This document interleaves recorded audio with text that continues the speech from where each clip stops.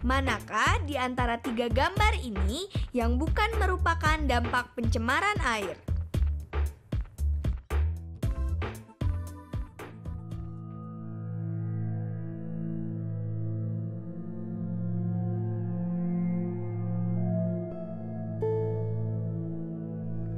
Air yang tercemar memiliki beberapa ciri, yaitu perubahan warna. Warna air yang tidak normal biasanya menunjukkan adanya polusi. Perubahan bau. Bau air tergantung dari sumber airnya. Bau air dapat disebabkan oleh bahan-bahan kimia, ganggang, plankton atau tumbuhan dan hewan air, baik yang hidup maupun yang sudah mati. Perubahan rasa. Air yang normal sebenarnya tidak mempunyai rasa. Timbulnya rasa yang menyimpang biasanya disebabkan oleh adanya polusi, dan rasa yang menyimpang tersebut biasanya dihubungkan dengan baunya.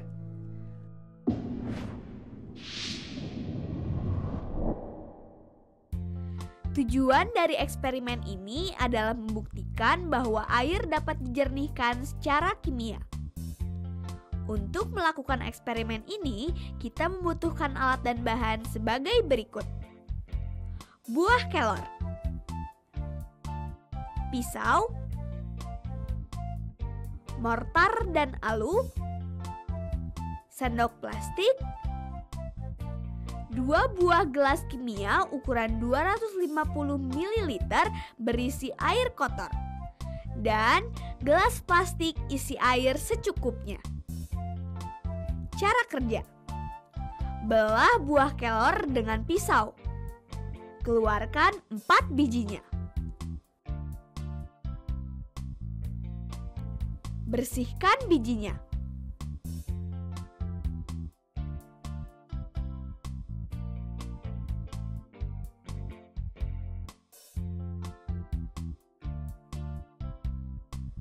Masukkan biji tadi ke dalam mortar lalu tumbuk dengan halus sampai halus.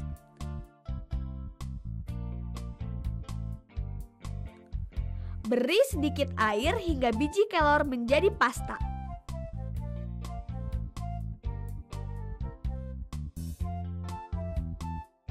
Campurkan pasta kelor ke dalam air kotor. Aduk air dengan sendok secara cepat selama 1 menit. Kemudian aduk secara perlahan selama 1 menit. Endapkan air selama 1-2 jam atau hingga air jernih terpisah dari endapan kotoran. Bandingkan air hasil penjernihan biji kelor dengan air kotor semula. Hasil eksperimen menunjukkan bahwa air jernih akan terpisah dari endapan kotoran. Menjernihkan air dengan biji kelor juga termasuk penjernihan secara kimia.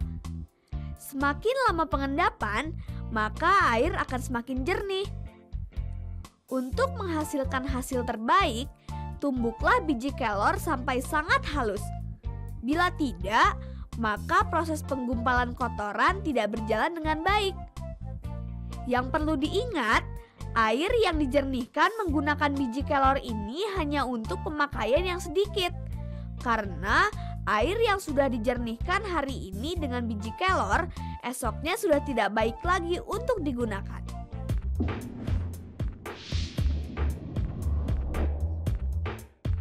Untuk mengurangi polusi air, kalian dapat mencoba melakukan hal-hal berikut ini. Sedapat mungkin, gunakan produk yang alami. Hal ini akan mengurangi bahaya terhadap kesehatan tubuh dan lingkungan. Saat menggunakan bahan pembersih seperti pemutih dan deterjen, berhematlah. Ini akan mengurangi pencemaran air. Hindari kemasan yang berbahaya. Kotak kertas pembungkus deterjen dapat dengan mudah didaur ulang. Tetapi produk dalam kaleng aerosol atau botol plastik sulit untuk didaur ulang. Terlebih lagi jika dibuang begitu saja tanpa diolah. Gunakan tempat sampah yang memisahkan jenis sampah organik dan anorganik. Sebisa mungkin gunakan ulang kemasan-kemasan yang anorganik. Baca label produk dengan cermat. Jika pada label tertera dapat menimbulkan keracunan, pikir ulang untuk membelinya. Sebagai gantinya, gunakan produk yang tidak berbahaya.